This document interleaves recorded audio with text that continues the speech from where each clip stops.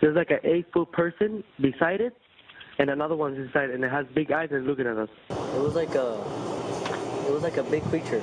A big creature? Yeah, like around 10 feet tall. Two mummified bodies are called Clara and Mauricio, and some Mexican doctors say all the evidence points to them being from a different world. You told us U.S. government is interested in UFOs, is studying UFOs, has been studying UFOs, is reverse engineering UFOs, has one, and got inside of one. Okay, well, thank you. Thank you.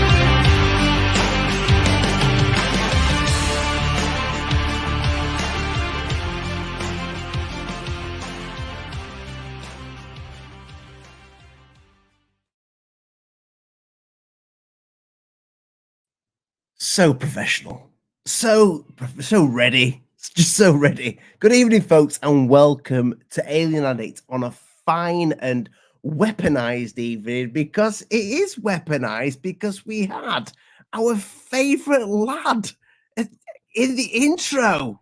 Not a rocket. Love that man. But without further ado, two other men that I do dearly love. Ice Cream, my lad. What's up, man? What's up? I'm going to start calling you Cosmic Nick from now on. That's what it is. Thank you. Not Nazi Nick, so. No, that's what you are on my phone, though. No word of a lie. Without it still is the name, is it?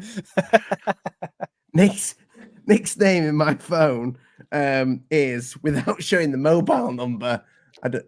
You can't. Yeah, don't. For Christ's you rock for it. You Ross Coulthart, you doxer. Oh my goodness. No, you can't see the number on WhatsApp. You can't see the number. You just see his name. That's your Nick. Yeah. Boys, welcome. The show's a little bit late because I didn't want to kind of like interfere with. Not that I'm going to interfere with Jeremy's show, having Ashton Forbes on. He's been about, Ashton. He's been about, and he's booked up. He told up me and Lee that he was booked up a few weeks ago when we invited him on the show. He was already following Lee, which is weird. Lee's popular, man. Did you guys catch the? I can't remember the name of the podcast. It's called. Bloody brilliant podcast it was. I watched it today. Listened to it today. Sorry, Lee was speaking about it last night, and the high side podcast. No, you guys listen to that with Ashton Forbes on there? That was like crazy. The high side chats. Is he talking about the MH aircraft? Yeah, he had him on. Ish. So he had Ashton on.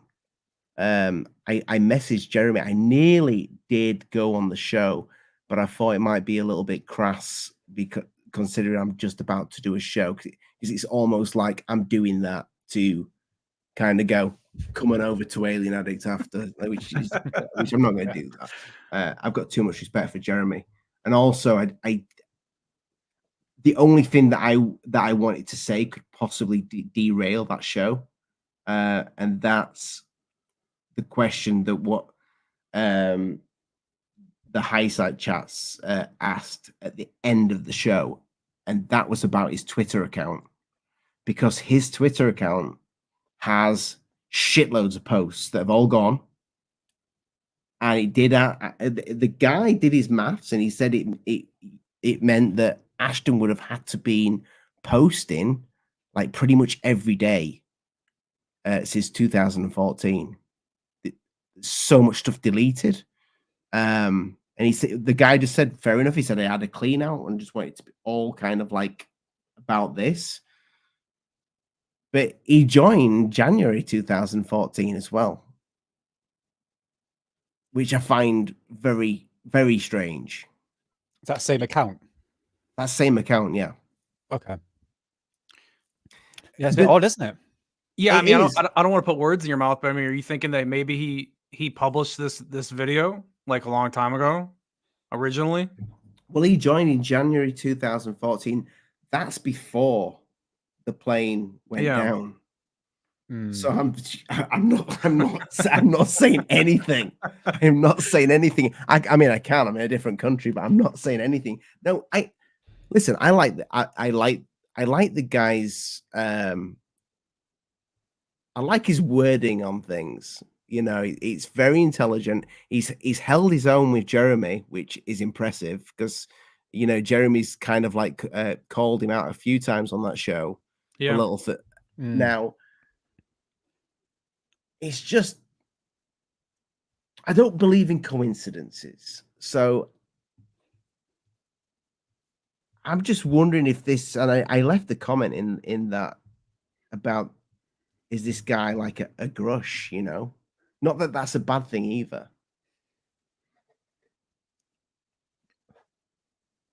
Yeah, I mean, maybe. I mean, like I said, I don't know a whole lot about the background. You think it's CGI, don't you?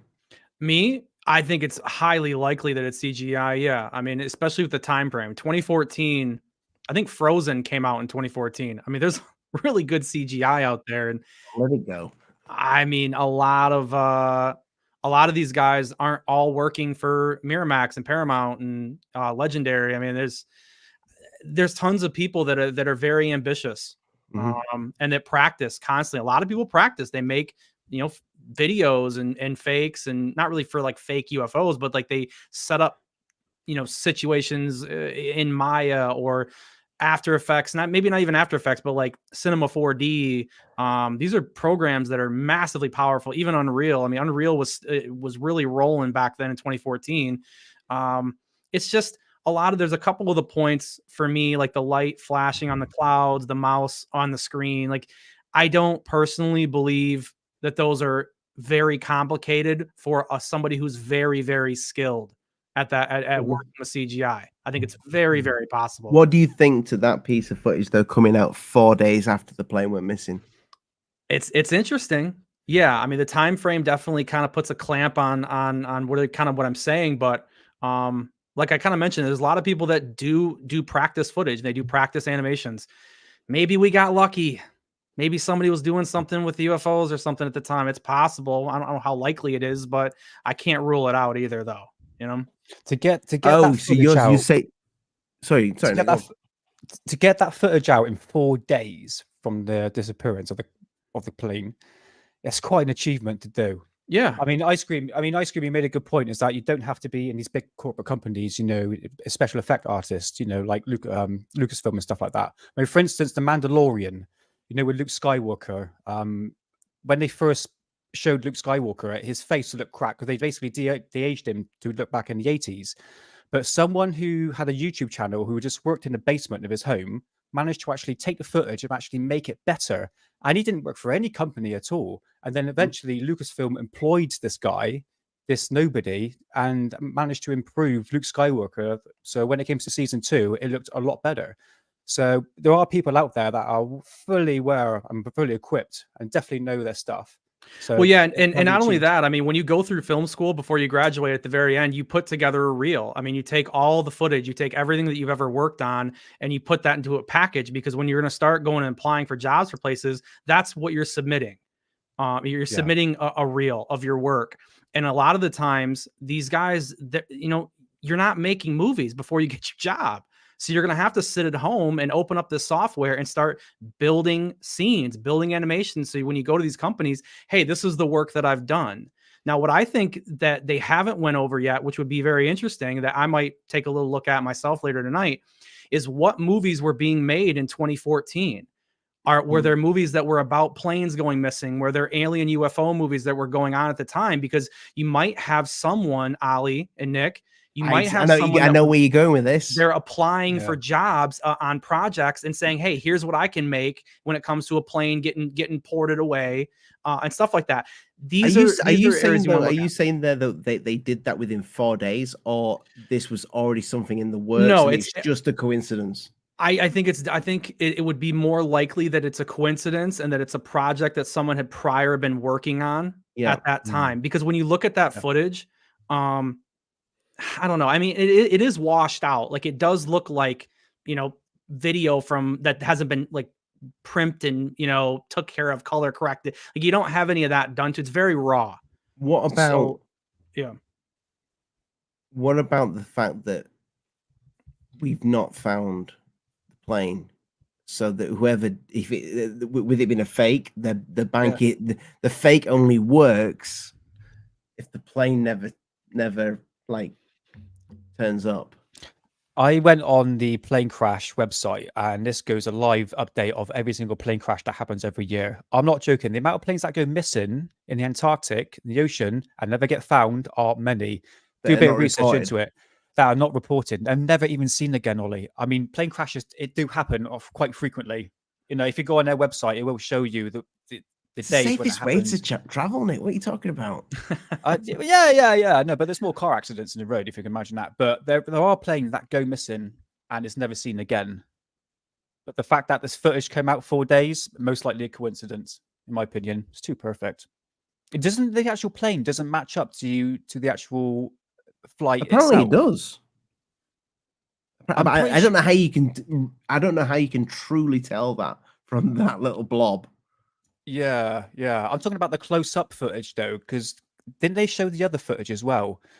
The other one was quite far away. Yeah, the only thing that's close is the heat footage. Yeah, that's the only thing that's a lot closer up and at a slightly different angle. I think that came after though. I'm right with that. That came after. So the first thing we got was the colored one where they moved the mouse. The flare. The flare one. Yeah. Thanks. I was looking for the word.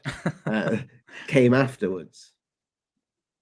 So yeah, there is that. So them saying that they're matching up perfectly. I mean, there's been time to get that kind of match up. But I'm so back and forth. I don't know if you remember, we did a show about this.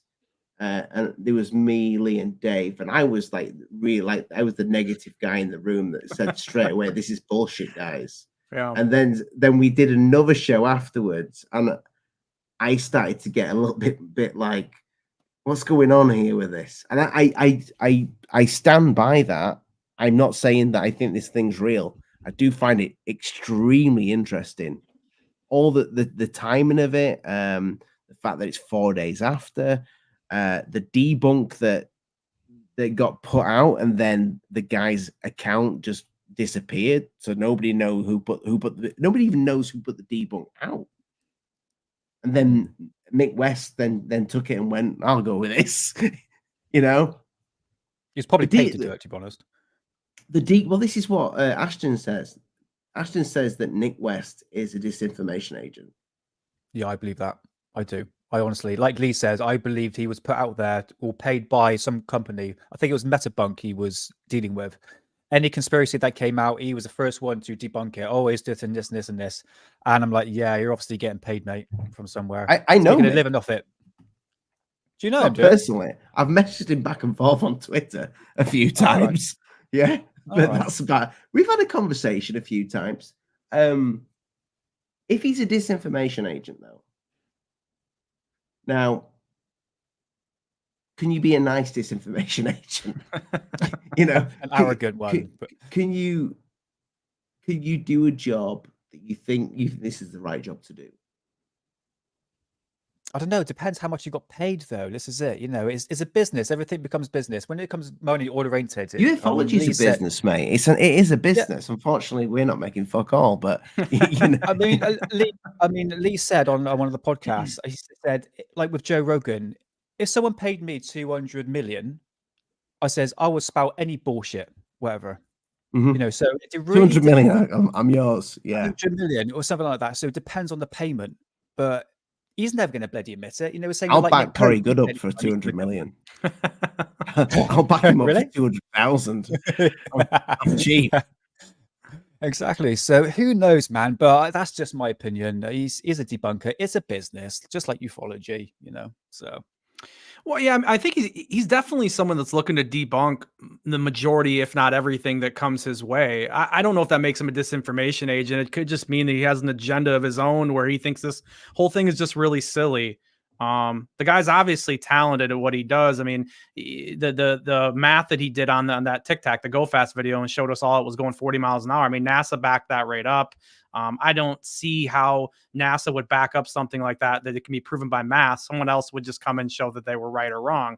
So, I mean, there's certain videos and stuff like that, but I think he's done a lot of good. I mean, there's a lot of crap bird videos and stuff that he's been able to throw out. And if we can pick away at this giant pile of videos, guys, that are mostly crap, you know, I think if anyone's going to find a good one, it might be him. He might be the guy that finds one. Don't you find it weird that, like, the whole of ufology just about? I mean, we get the jokes, like, you know, NASA never a straight answer, but assholes. Basically, people have done a U-turn. They're like, if the government's put it out, it's real. If NASA's put it out, it's real. If NASA debunks it, it's debunked. You know. I mean, let's not forget the documentary. A funny thing happened on the way to the moon. It did, yeah. Funny thing. I think most people discredit NASA these days, isn't it? I mean, when it came to the actual the hearings that they had, you know, the findings of the UAPs, yeah, it proved absolutely nothing. I mean, out of NASA, they've got many satellites, cameras, you know, that's been going out for decades, and they will be the ones that have significant evidence of at least some sort of extraterrestrial craft, if that was that. I mean, I can think of better questions that I would have asked if I was there. That I would have probably been locked up afterwards or put in a loony bin. But yeah, I mean, the questions that were asked was just never a straight answer. No, yeah. I mean, they were easy questions. I think there's other stuff you could have asked them. Yeah, I think when they start making a connection with AARO, though, and the DoD, Ollie, that's when I start to turn even more on NASA and start to question what they're saying. You know, that whole report that they're doing and having that kind of contamination, in my opinion, it's contamination. I don't like it. I think that you don't trust AARO. No way. The AARO has been the greatest put the toothpaste back in the tube situation ever. Yeah. I mean, we literally that is possible, by the way. 100%. I have put toothpaste back in the tube once. It's, you know, Ali, it's serendipitous, my friend, that you bring this up and we say toothpaste, because what is this? This is toothpaste. Why have you censored it? Why? Because there's a logo on it. But isn't it interesting that I had maybe something to say about toothpaste being in the tube, and then you brought it up? How do you get toothpaste back in the tube, Ali? What's the best way to do it? How quickly you censored that just from that conversation. That's impressive. No. This was preset. This was preset. Even though me and you didn't have a conversation about this, this is completely preset. How do you get toothpaste back in the tube? Well, the best way you do it is you would cut the end right here, right? And you would just take the toothpaste there, put it right back in, make it bigger, and hold it. Now, a lot of people would say to me, "Whoa, you're breaking the rules. You can't just put you can't cut the back end like that." Oh, really? I didn't know that the DoD was playing with the ufology's rules. I didn't know they cared about our rules. They don't care about our rules. And this is just kind of something that I've been going on and on about with AARO this entire time. Is it's just like, this is like, ufology is very vulnerable right now. And you have Grush and you have like the NASA AARO involvement. You know, we gave them the scissors. AARO is the scissors that's going to cut open the back of the toothpaste tube. They're going to break their rules and they're going to put the toothpaste back in. That's what the whole point of it. Now, AARO this week was talking about how they're going to start taking public submissions. Isn't that interesting? So now all of the submissions and questions the reporters were putting in and the military was putting in, those were all a pipeline straight to AARO, right? That's what we're told to believe. Now we're going to get the public and all of those videos pipelined straight to AARO. That's interesting, because if we ever did get a really good video, who's it going to probably go to? It's probably going to go to AARO, and they're going to be able to say whatever they want about it. And they're going to say, well, this is how we look at it. It's a balloon or it's a drone. And who's going to say different? Is the news media going to push against them? I don't think so. And so we're in a weird spot. Yeah, go ahead, Nick. They can most likely censor the really, really good footage. Like, oh, we're not going to show that unless they've got a particular agenda at hand, which I think it is anyway. Right. But yeah, right. Yeah. Yeah, I think more balls are like to come. Yeah, I mean, it's a hard truth, man. I mean, ufology has been going through, like, this year has been interesting for sure.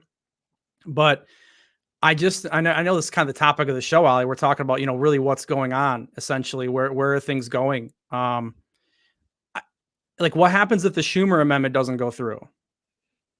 You know what I mean? Where do we go then? What happens if the next congressional hearing is another nothing burger?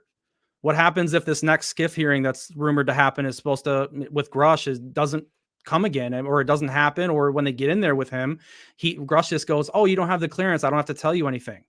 Where in April of next year are we going to be? Because at that point in time, if these next 3 or 4 events don't bring anything, how do we expect Congress or anyone else to kind of really look at this with real eyes? And at the end of the day, I think we'll lose people. I think it's possible that we lose Green Street. I know Greenwald says he doesn't want to go anywhere. But yeah, Green Street is like he's got that move on, hasn't he? He's ready. Yeah. But here's the thing, Ali, and this is the kicker, and this is why I've been saying that this whole Grush situation is so fragile for ufology, and this whole thing could crash within a year's time. It's very possible, guys. It's a real thing that could happen. And you could have believers leave, and believers would leave, in my opinion, not because they don't believe in UFOs anymore, but they're sick of staring at a pot waiting for the water to boil. Everybody's getting sick of that. And so what happens when you're standing at the stove, guys, and you're sick of waiting for the pot to boil and you're looking, you go sit on the couch, you go turn your PlayStation on, turn a movie on, and then every once in a while you look over and see if it's steaming, see if it's boiling. The believers won't engage, and they'll just sit around and wait for a headline and wait for a whistleblower, and the engagement drops on the believer side, the skeptic engagement drops away, and we could be looking at a real dark winter for ufology, or in springtime for ufology next year. Speaking of winners of ufology, we have a submission. We have a submission that I have not actually watched yet, because he's just submitted it while we've been talking. So Danny the Nobody, I like the name. It's very what's the word I'm looking for? It's very. Let me get this video. So this is driving home from. So apparently we saw this, something I saw on my way to Dartford. Dartford. I think that's in the UK. Yeah, it is. My geography shit. Let's get this up. This looks, I can see, it looks like something. Here we go. Present.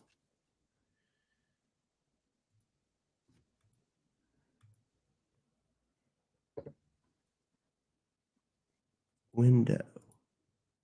We got a video? You got a UFO video? Apparently we got some. Can you see it? Yeah, I can see it. Yeah. Right. Right, let's go. Let's play this bad boy. How do I play it? Play button. Where's the play button? Middle.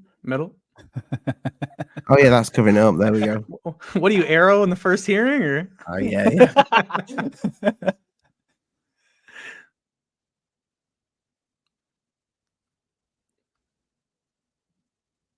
Oh, is that the if you look, isn't there like a little dot in the sky? Danny, I hope you're not driving and holding your phone at the same time. That's dedication right there, man. But you got to be safe, though, brother.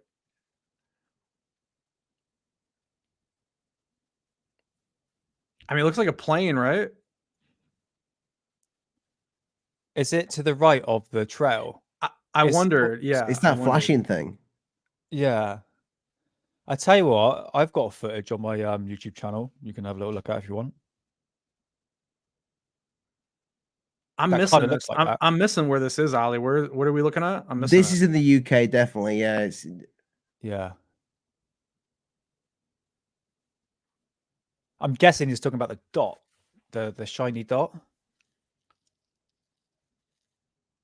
yeah. I mean, Uh, I like it. You can Yeah. never prove those things, though, can you? You can never No. like you. I've had that situation where I've been driving. I'm like, what the fuck is that? What is it? And I'm like, I can't. If I get my phone, I'll die. I've had the same situation. I have the same situation. They've got the plane that's hitting the sunlight and it looks like a massive star, like a big shiny ball. You think, holy shit. And then the plane turns, you can see the wings. You think, bloody hell. Thought I had a bloody UFO then. Send it to AARO. They'll tell you it's a balloon for you. They'll figure it out for you. Don't worry. I tell you what, guys, if you go to my YouTube channel, I've got a UFO video. Gives it, Nick. It's almost like Share it. I think Do it's it. yeah, You know what to do. I think it's Yeah. Oh yeah, I can do it, can I? Oh yeah, shit. I think it's a weather balloon. The palace, mate. Let's have a little look. I do think it. You're right with what you say, though. Ice cream. It's falling apart. You know, I love him. I hate him, and I love him, even though he don't like me anymore. He probably does. He's probably still got my picture at the side of his bed. I'm sure he has.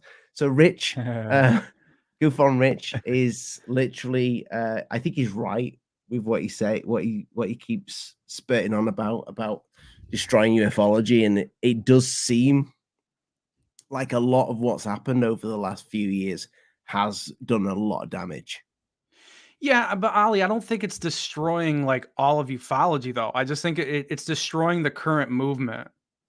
Like I know like it's recency bias, right? Like we all want to talk about Elizondo, we all want to talk about Mellon and AARO and OSAP, ATIP, whatever you want to say. But it doesn't discount the other 70 some years of this topic. And it's going to be hard to look at people from those older days and do such deep dives on them the way that we can now, like with Elizondo. You know, when you look at like Who's Lou and you look at the way Green Street kind of broke OSAP and ATIP down, it's hard to do that in those older cases. So, I mean, there's some of that stuff is still up in the air. It's just that nowadays with the current stuff, we can just shred it. You know, we can rip it apart. But I really think that people need to stop thinking that this is all ufology. It's not. Like what does Lou Elizondo have to do with Roswell? Nothing, dude. You know, there's still more to the story. It's like a ticking time bomb now, isn't it? I think give it like a year or two and nothing happens. People are just going to give up, burnt out. Well, most of them will. Yeah, I mean, most of them will. 25, 50 years, we're probably going to get put behind again. Yeah. I mean, am I gonna sit around for that? I don't know, man. I don't know. It's a tough ask if we don't get anywhere. Because I like talking about the older cases and stuff like that, but at the end of the day, I don't want to sit around and just talk about Roswell forever, you know? Oh yeah. We're going to be talking about a lot next year. I hope if Lee's right. I hope Lee's right, man. That'd be awesome. Well, we're going to get new stuff. I'm pretty sure we're going to get some of the stuff declassified. I mean, I hope if the Schumer bill goes that's what through, they've said they're going to do. It's going to prove nothing. Like it is always. I mean, possibly, yeah. I mean, we got our video here, though, huh? Oh, we got it. All right, sweet. Right, this was taken at my parents' place at 2009. I've muted it because I was watching SpongeBob and I was clearly high at that time. So here we go. So if I'll zoom in, see the little dot there. You can Rich would love clearly this video. see it. More dots. Oh, I've sent it to him. I actually sent it to him as a piss take. Oh, he's pissed at you then for sure. That was you can no, but clearly that one's see. got the waggly tail, hasn't it? Yeah, Yeah, but it's a if you little tail on wait, it changes like its shape. I think it's just some sort of bloody. No, I weather think it's balloon, no, but it's a it sky was- jellyfish. Zoom in. Thank you. Hold on, wait a minute. I'll zoom in. It actually changes its shape, which is kind of weird, but it looks like there's something drooping underneath it.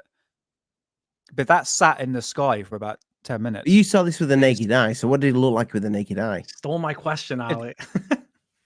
It looked like it's just a shiny glimmer of light. I mean, bear in mind, I was a teenager and I was very stoned at the time, so that is my best attempt of actually trying to capture something in the sky, and that was with tape. So this is why it's very. So very what year was sketchy. this? 2009. This is when I became a woohoo and I was like filming chemtrails and UFOs, and I saw that in the sky. And yeah, there we go. But it's hard to tell, but it sat in the sky for ages. Well, I say about 10 minutes. That looks kind of See, cool right it's there. That looks like it's longer in the back now. Yeah. Yeah, see what I mean? So it's like it's a hard one, really. It's hard to make What- out what it is. What made you look up and look out there to see that? Anything at all? I was well back in those days. I was mad chemtrail believer, and I was looking any Oh, trail okay. that was in the sky. I was out there filming. So, and then I saw that ball of light. I was like, "What the bloody hell is that?" And then start filming it. But yeah, there you go, guys. Nothing special. I like it. Had a little Yeah, it's waggly cool. tail. Yeah, it's cool. Yeah. So, I don't have any probably a videos weather like balloon. that, so you know. Yeah. I have one like that. Similar. That's still up on the channel. And the Out There channel did a debunk on it for 9 hours. Which I was like, this is amazing. I can't believe someone took the time to do a live stream for 9 hours on my UFO sighting. What was the conclusion? the- What'd they think? He said that it was a mylar helium balloon, but he narrowed it down to not a koala. What's the bear that's got white eyes? Panda bear? Panda, yeah. He a panda bear mylar balloon that's head had been decapitated. Oh, Jesus. Wow. Yeah. Like, What company's making bloody bears with no heads balloons, man? Jeez. oh no, he said the head had like separated from away Okay. from the other part of it, which was its body, because Oh. there was two of them.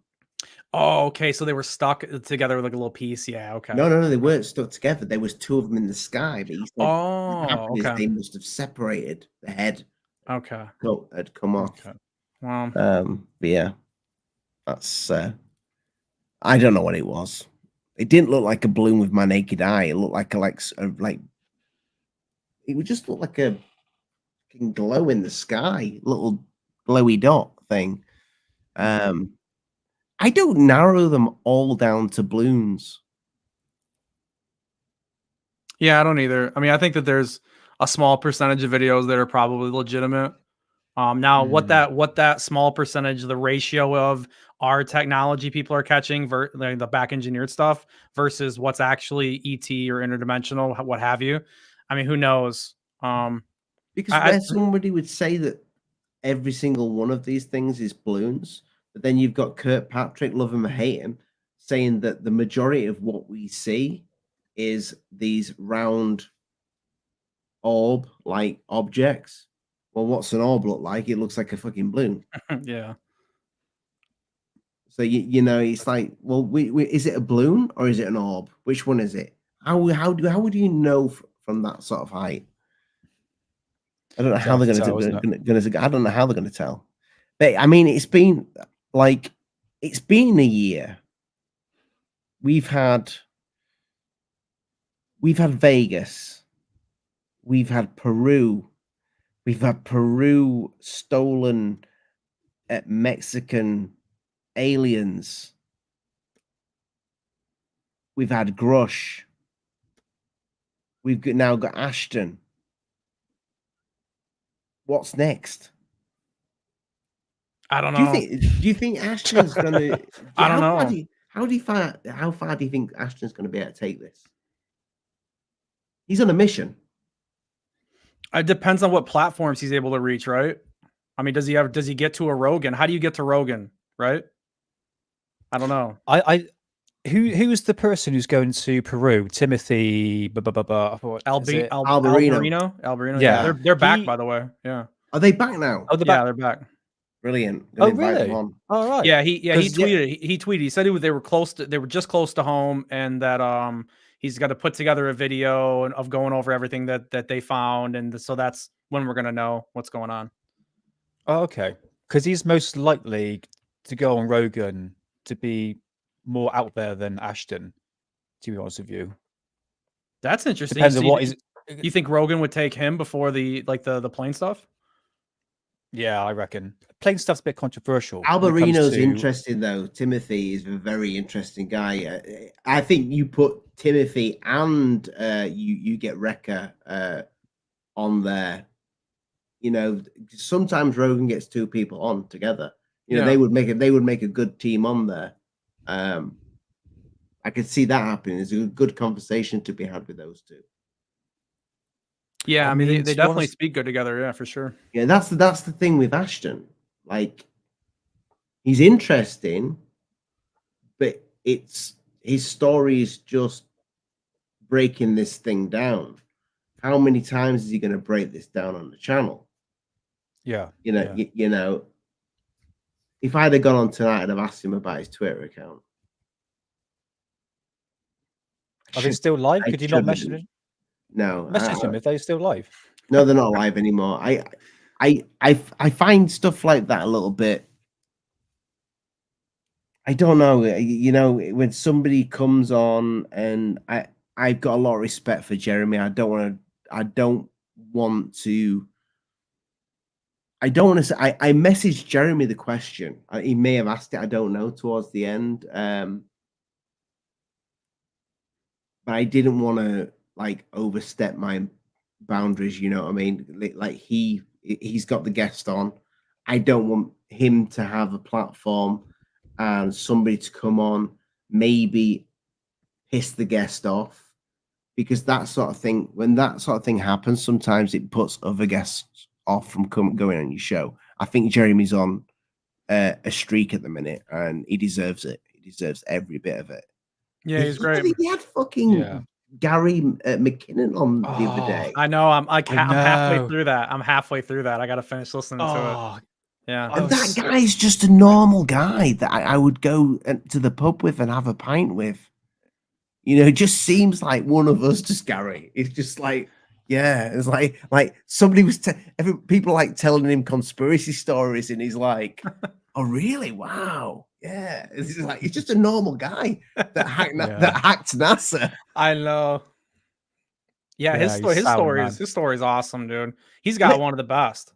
Yeah, let's stay on that for a second, because that, like, as much as people take the absolute Michael out of my friend Mr. Greer here, like, Gary kind of backed him up, like with the what's the lady called? Sandra, not Sandra. What's her name? Oh, the one that worked at NASA. The one that worked at NASA that was covering up the pictures. Somebody in the chat will know. Yeah, I can't remember her name. I Is remember it Linda? Linda? Yeah, she said her partner from across the hall Dorothy? told her, "Hey, come in here." Yeah, Margaret? Felicity? maybe Margaret. Sarah? That sounds right. I can't remember that name, man. I remember the story though. Yeah, of course. Oh, Wonder Woman. Yeah, that was it. Anyway, Carol. Her name was Carol. It was definitely Carol. Carol Rosin? Was that the same? Carol Raisin. Yes. Raisin Rosin. No, that's not. That's not Rosin. I don't think it's the same lady. No, it's not the same that's lady. not the same lady. No, that's No. that's the That's she's Werner the one von that's the Braun's fake- assistant. Yeah, that's not Yeah, the lady who yeah. worked at NASA. Yeah. I'm pretty sure that's who he's referencing. She was No, I covering think it's- up the photographs. I don't think so. I don't. Oh no, yeah. No, I don't think so, man. It was a confusing different that woman. out. Because I remember from what I remember from her and the Disclosure Project right there, that the woman who was telling that story was a lot more apprehensive. Wasn't as like, full of entertainment in the speech and stuff. You know what I mean? When she was telling her story. Veronica. Yeah. Veronica Pilchard. Okay. Sorry, Can I Pilchard play a just- clip? in a No, minute? Nick, no. Is Gosh, with our you friend can. Stephen Greer. Gosh, you Let's talk about Gary. Let's talk about Gary McKinnon first, because Sure. this links into the Disclosure Project too. That Stephen Greer mentioned something. But yeah, Gary McKinnon, man. I mean, he's such a sound bloke. I love his long hair, almost like Yeah, he's yeah. got like the Doors sort of vibe. It looks awesome, man. I love to have like a smoke with him. It makes sense. Yeah, it I'm shocked pretty me when I sure think that, we could probably arrange that, Nick. Well, once if it is like a live stream, if he comes back on again and you get like a panel show, I'll definitely be on there. I'd love to speak to the I'm guy. going to chase. I'm going to chase Jeremy up and just say, listen, can you get Gary on for us? Come on. That'd be great. I'd love to talk to Yeah, him, that'd be dude. amazing. Absolutely, yeah. That guy, like, if you just imagine that situation, you know how to kind of hack things, and he's just like sat in his room and thinking, I'm bored. Who can I? Oh, NASA, yeah, let's try and hack NASA. Like, you can't it's make amazing this how shit up. It's so fucking crazy. It's like it's dial-up days. Like the modems weren't even invented. It was all done by that sound when you had to access the internet. You picked up the phone. That was you're fucked. It's crazy. What he managed to do back in the day. Yeah, amazing. The thing is, though, like, until you actually see the guy on a live stream, when you see somebody, and this is what I can't make out with Ashton, because you can't tell what type of guy Ashton is on a live stream. Do you get what I mean by that? Yeah, he's too busy talking about the topic, not himself. It's hard to. You can't get an idea about that guy. When I have a guest on, I want to get an idea about the guest. I don't know what.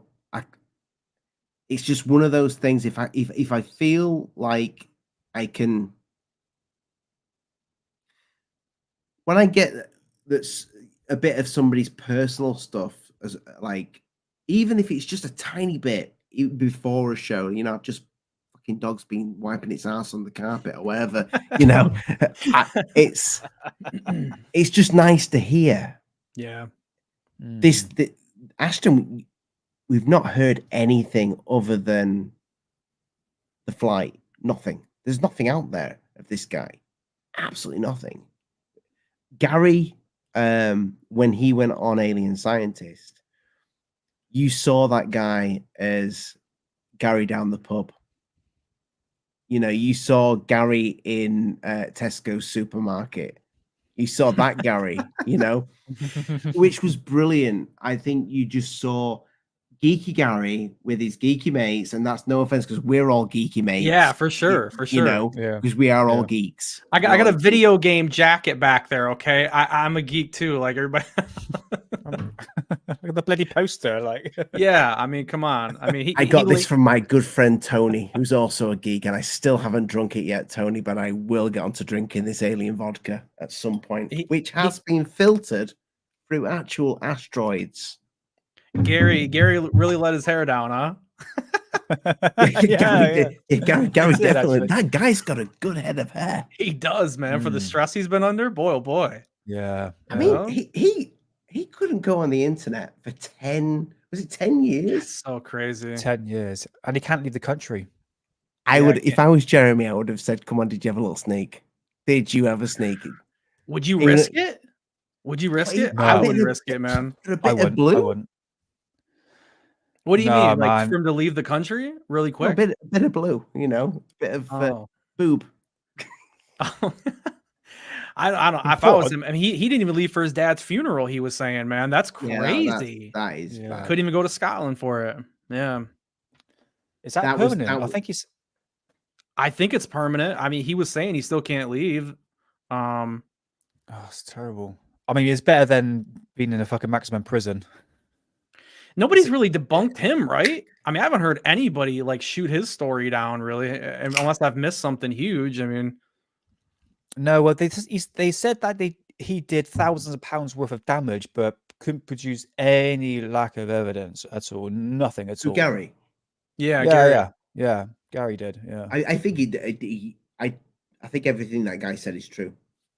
100%. I haven't seen anything that's good evidence that it's not. You know, How would the you get timing makes sense. How would you get the good evidence? I mean, Yeah, but like what? mean, Like how would him searching for like Ali when they pick him up, or when they accuse him of him? Like how does him saying that no, I was there looking at a UFO? How does that help his case? You know, like it's kind of a weird thing to make up. I mean, if he was there trying to discover something else, you know, I think they probably would have like got him on that, right? All they said was damage, right? That's all. I mean, yeah, let's just something definitely happened. He definitely saw things. Yeah. You know, and with any, I think with anybody who wants to whistleblow on what they saw, yeah, if they're gonna lie, they could go a little bit further. The good thing with Gary, yeah, he is one, the story's not changed. You know, he brought nothing new to the table on Jeremy's show other than showing that the guy's just a normal guy that you go and have a pint with in the pub, or a smoke with, in the basement, whatever you do, yeah. While watching SpongeBob. Oh, watching SpongeBob, Yes. yeah. Oh, yeah. yes. I still do. Oh God, I've got images now of Nick and Gary sat in a basement smoking weed, watching SpongeBob SquarePants. Here's for you, Gary. I didn't mean to derail you, Ali. Go ahead. I didn't mean to derail you. There's a thumbnail there. Yeah, I mean this guy's story has been, it's not changed a bit. It's not got anything too out there either. I mean, other than the non-human terrestrials, isn't it? The non-human terrestrial agents. Yeah, the list, Yeah. right? Yeah. Yeah. And the photograph that you saw as well. Yeah, the photograph he saw of the cigar-shaped UFO that had domes on it. Yeah. Yeah, that's it. Yeah. And he said he didn't see the full picture because apparently, according to the interview we did with Jeremy, they cut him off. They disconnected him. That's when he got found out and the mouse started to move. Yeah. And also need to mention he did it at the time when 9/11 was happening. So that was a very sketchy thing. I think that's why they really want to grab Gary's ass at that sort of time. To be honest, that was a very not good time for America.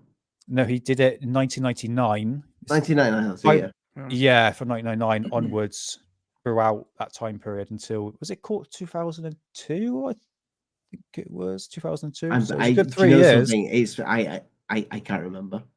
I'll be completely honest. I'm going to be honest. I could say it was tomorrow, but yeah, I was obsessed by this with Gary McKinnon because I was obsessed by UFOs, and I remember looking into him every single day throughout his trial, throughout that 10 years actually. You know, because I was like, holy shit, this guy's, you know, he's seen some shit. You know, he's seen this flying saucer in the sky, you know, that sort of photograph he saw, and he came up with these fantastic claims. So yeah, Gary's been in there, and it's good to see him back, and he's doing well, and he's rocking the new haircut, you know, hairstyle, I should say. But yeah, he's always had that impingement in my mind. You know, he's seen some shit. I think personally.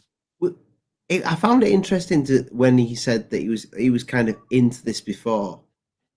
He did mention Stephen Greer and the disclosure project. Yeah, That's what I'm kickstarted pretty. him. I know. I'm pretty sure, Nick.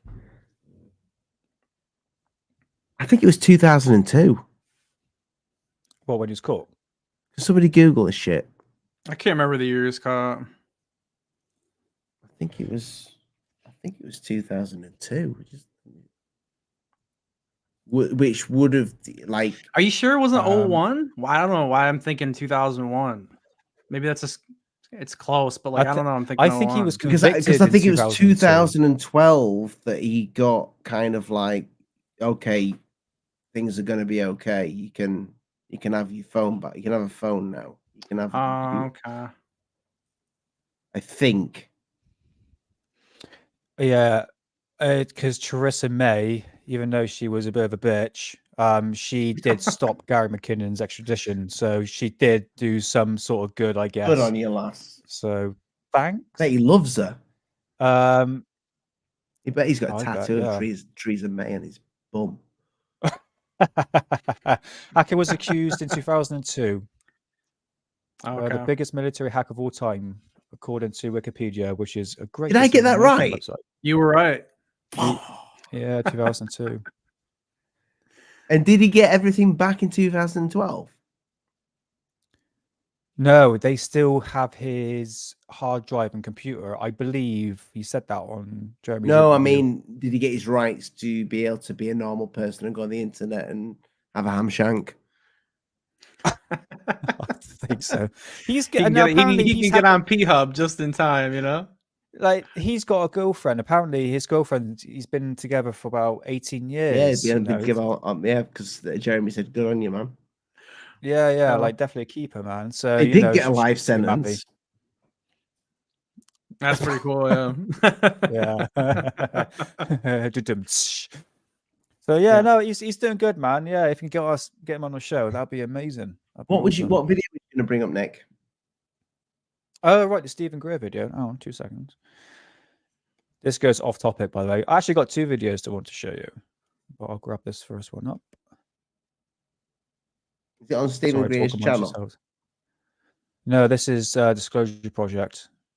This is a clip, so it might fuck up. This is not on YouTube. 2 seconds, guys.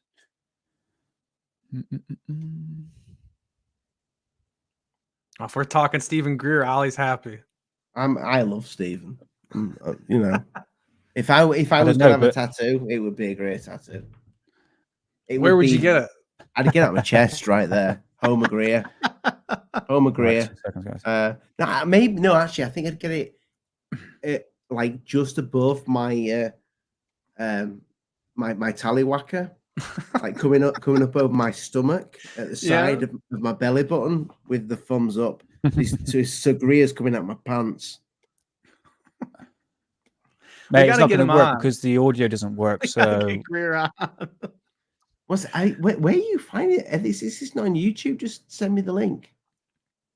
No, because I need to find the timestamps. I've got like a clip on my actual laptop itself, but I can't get the audio to work. But I will show you something else that Rich showed on his show yesterday.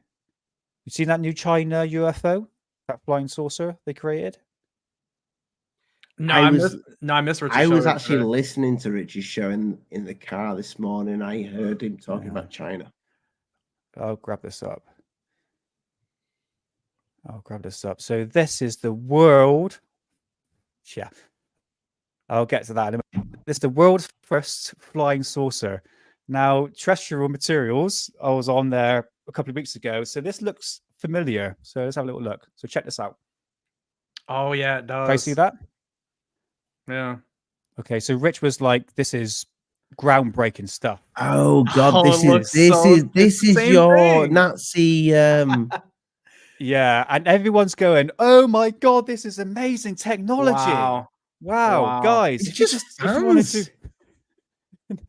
There's nothing amazing about that. Yeah, it's the same design that he was showing on our show, though. I mean, to see it right there in the flesh show would be pretty cool. I'd want to lick that thing.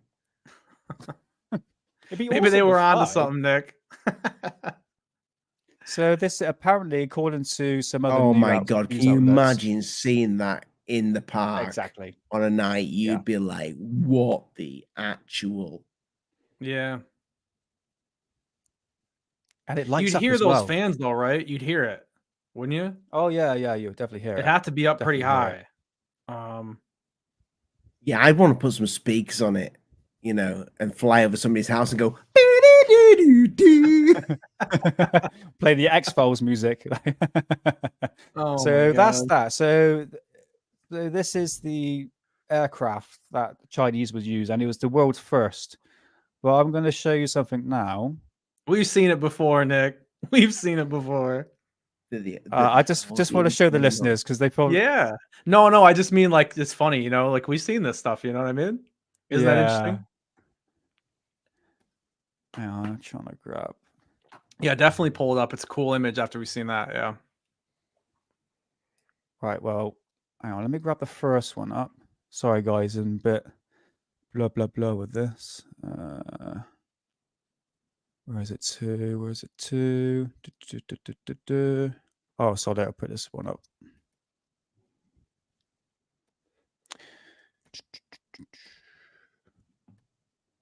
If I had that thing, I'd put a camera right in the. Well, it's probably got a camera in it anyway. And can you imagine the fun you could have with that, just to fly it really up close to people's houses at night? Yeah. Until Can you somebody guys comes see out with a this? shotgun and shoots it. Yeah, there you go. Yeah. That's your Chinese UFO.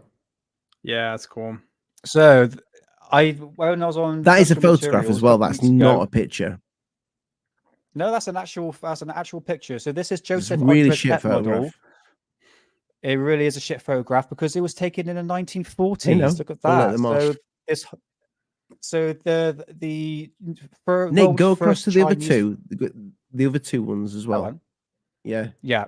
So you got that one, and that's him. This is like a small model, but this is flyable. You know, this is 80 bloody years ago technology, and the Americans did build exactly the same model of that, what we saw in China back in the 1980s. So it really is nothing new at all if people just do a bit of research. But again, old technology just upgraded to bigger fans. So there you go. They do that all the time, though. You know. They do, mate. I mean, look at Elon. He's still flying rockets, but he has got a car he has got a car that can take a fucking arrow to it. The one thing with Elon though is like he really made a big deal out of like tunnels where he's like, it's going to be 3D traffic. I'm like, yeah, they've dug tunnels for how long, dude? Like that wasn't like a new idea, but he really promoted like it was a new idea. I thought it was funny. I do think those rockets are cool, the way they land vertically and all that. Yeah, it's just the technology. Okay, get ready and bring it. Just while we're talking, Nick, find it, bring it up. Oh man, this is fucking hilarious, man. There's nothing old. This old German technology, man. I'll show you that a rocket can actually land and fly. Hang on, let me grab it up. Put me on full screen, Ollie. In a minute. Hang on. I'm gonna try and find it. Just say, "Make me big." That's what I like people to say to me. Make me big. You think Elon's full of shit, Ollie, or what? You think he knows what's going on with? I have a little bit of a like man crush, if I'm honest. On Elon, he's ugly. yeah. Elon is like, and he's just a cool guy, you know. Yeah, he's definitely a cool guy for sure. Guy makes a bulletproof car. Yeah, I seen Joe Rogan shoot that arrow at it. That was cool. If you want to put me on small, I'm still trying to find the photograph. But it's quite amusing. Thank you. Yeah, I mean, I refuse to believe if this ridiculous tech of the Tic Tac is out there, that somebody that has a company like SpaceX wouldn't look at this and go, okay, tell me more. Yeah. Or no more. But he says if anybody's going to know about aliens, it'll be him. it'll be me. He's actually I'm actually quoting that word for word. I think. Yeah, he did say that. He definitely did say that. But like, you could say that with people that work for NASA as well. Yeah, because Elon's very new to this. He's been doing it quite a while, but compared to the old school NASA, he's a baby. Yeah, I mean, it depends on like how many in the nicest possible way. Yeah, I mean, but it depends on how many sightings of UFOs are ET and which ones are ours. Because if the ET stuff is more rare, then I mean, he's not going to see that stuff as often as he would our tech, and our tech is probably staying away from a lot of their stuff, right? But if he doesn't,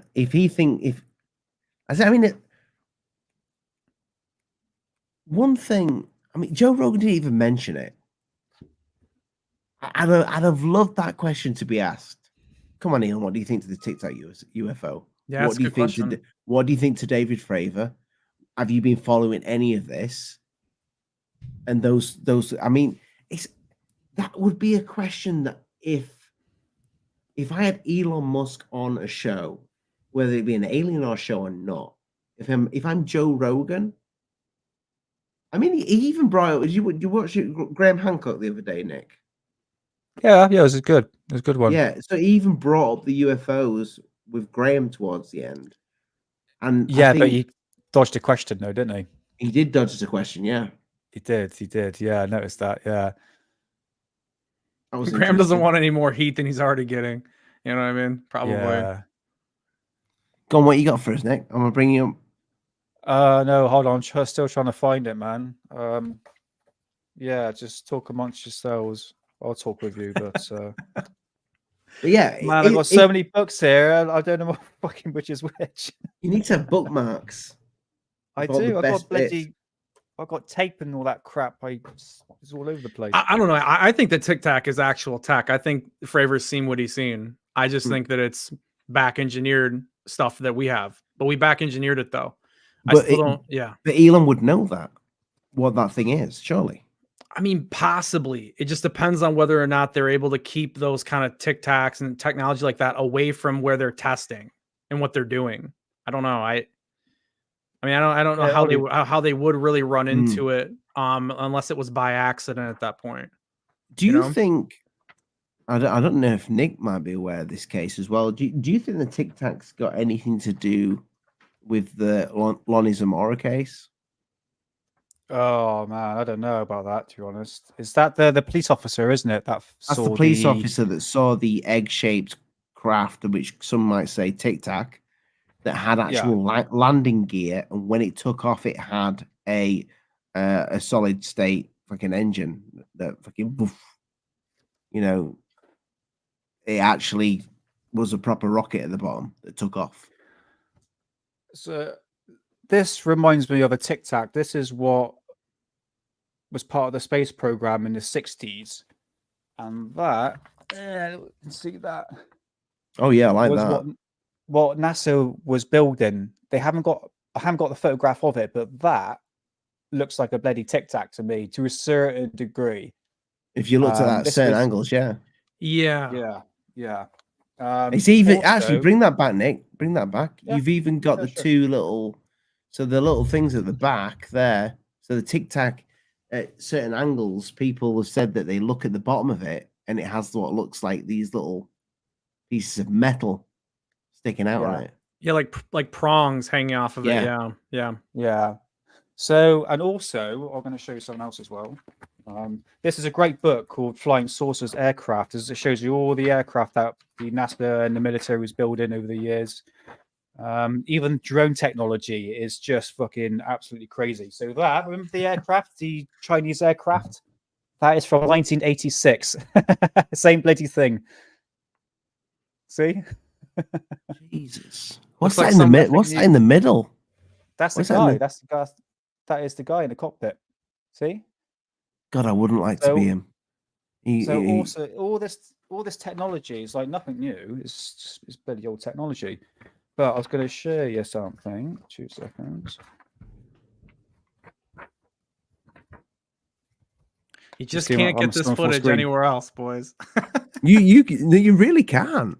No, Nick's got all this cool Unless shit, you man, buy he Nick's does. books. Well, they're not True. Nick's books, but Or you can buy me if you wanted to. Comes at a price. hey, Nick, have you ever thought about doing a book? I was fancy doing OnlyFans for my book. Do you think people will get be You interested in can't that? steal our idea. We're doing OnlyFans on Alien on it. We're going to be the first. There's some like flying drone technology that the Americans were using.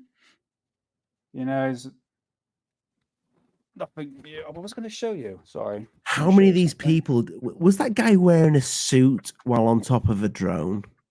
Yeah, it's what the Americans were building. I'd imagine so, yeah. This is it. So I put on full screen. This is what I was going to show you.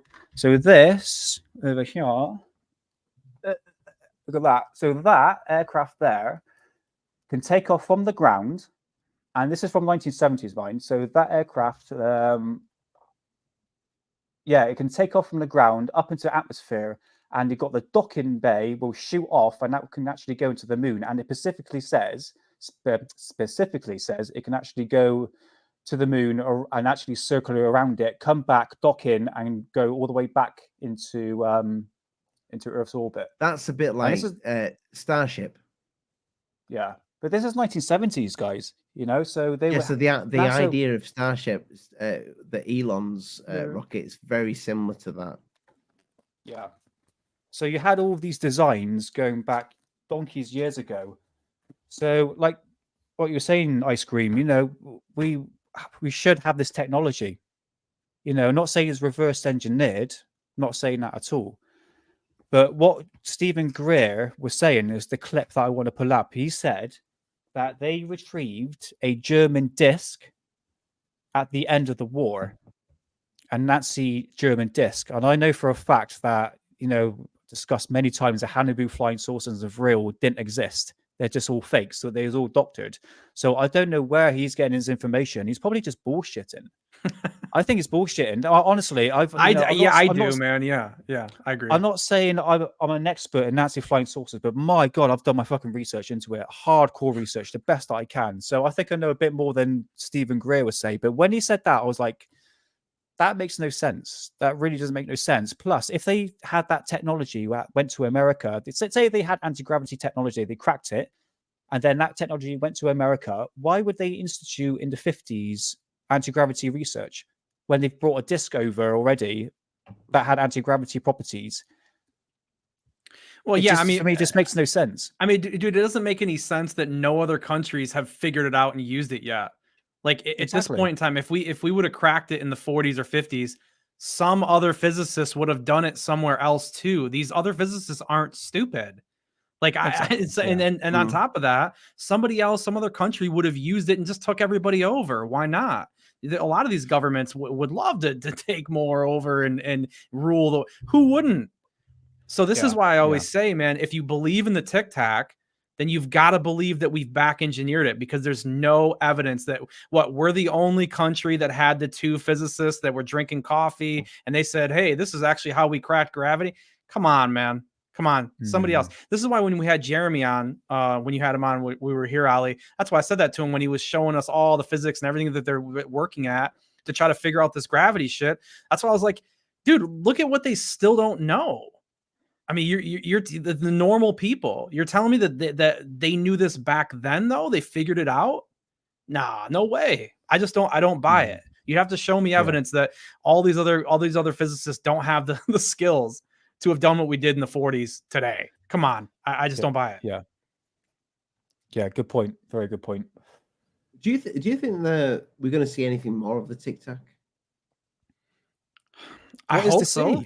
Yeah. What's to see? Really, there's nothing to see, Ollie. It's just fucking blobs in the sky. I mean, what's going to happen for the rest of if there's a nuclear situation, I think you would. I think that'd be the time we'd really see it. I think they're waiting to use that tech for something like that. That's my personal belief. You're saying the tech's our tech, the Tic Tacs. Yeah, the Tic Tacs. I think those are, in my opinion, that's our anti-nuke. You 100% believe that for sure. Everything Fravor said is that's right on the money. That is factual information. That happened. From what he's saying, what he's seen, and what happened. Yeah, I have no reason to disbelieve what he's saying. I don't think Fravor's lying. No, just because he's surrounded by people that are bullshitters doesn't make him one. And the reality of it is to tell a good story, you have to have a nugget of truth somewhere. And usually you want that at the beginning so that you can grow off of it. And so when you look at the Tic Tac, that technology, everyone wonders, well, why aren't they releasing? Why aren't they releases it? Because I think that is our anti-nuclear defense. I do, 100%. Because that in my opinion, if we're controlling gravity and they could get that thing out there and bubble like gravity around it and move it, dude, why are we worried about nukes? What are we worried about that for? And I think if that's the situation and the other countries are doing that too, they're waiting to see, if they can keep the nuclear war thing a threat, keep that in the area. Because if we learn that Tic Tacs are real, we start learning about that technology, I don't think people would worry about nukes.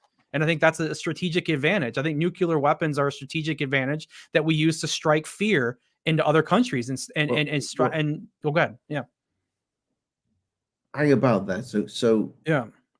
If we've got the Tic Tac, then we don't need to worry about nukes. But if we got the Tic Tac, which is, let's just say that is like a defense mechanism against something, against a big weapon like that. Yeah. Surely if there's a defense mechanism that is that far advanced, there would be a weapon that's as advanced or more advanced. Or they'd be trying to make a weapon. Sure. That would take those things out, because that's what we do. Yeah. Whenever we improve on something, we make something to take that shit down or to defend against something. That's what we do. Well, that's why all this sits behind national security. That's why I think Dave might be very right in saying that this is all locked behind DOE, and we'll never know. Never through a release, that is. If somebody decided to get the balls to run out of the DOE with actually hard evidence, even Burchett thinks that now. Even he's saying when they got out of that skiff, he was like, they're not telling us anything. We're going to need to get a real whistleblower, and then it was actual hard evidence. And then he goes, but I'm not going anywhere. And I kind of laughed at that because I thought, if you say you're not going anywhere, that means you've thought about going somewhere. So even he's not as hopeful as he was. And if you were talking about anti-nuke situation like that, Tic Tacs, those kind of things, the DOE is Department of Energy, boys. Yeah. I mean, that's where that stuff would be. It wouldn't be leaked. And if they're still looking for a way to counter the Tic Tac, because remember, just because you make a weapon doesn't mean you have the counter right away. We made the nukes. We didn't have a counter. Well, maybe we have a counter for the nuke now. Maybe that's a Tic Tac. Maybe that's that technology. And maybe now they're working on, well, how do we counter the Tic Tac? And you can't release the Tic Tac information until you figured out a way to get around it like that. It's complicated. This whole topic, guys, is so freaking complicated, man. And I know, like, all of ufology likes to we like to sit at the surface and just pick at this and go, well, no, it's so obvious. These people would just ruin their lives. They would just come tell us and all this stuff. It's like, no, dude, they wouldn't. Probably they wouldn't. They probably wouldn't sacrifice themselves. I know I mentioned this on Lou's show like a couple months ago when me and him were having a conversation, and I said, some people are happy with $10 million. A scientist could be happy with $10 million and being quiet, or they don't have to go out there and make $100 million, because and then be public. And he goes, well, what do you think, the scientists are really giving people $10 million? Well, do the math, man. I mean, if there's $250,000 per year they're paying a scientist, and the scientist is working for 20, 25 years. Yeah, bro, that's $10 million. Yeah, they are. They're paying the money, but we're not looking at that. We're very surface with our thought process. People take stuff like it's 10 million a year. That's not what I'm saying. You have to look deeper into this topic, man, to get the truth about it. And it's very easy to just stay really surface level with those thought processes. And that's what keeps digging us in.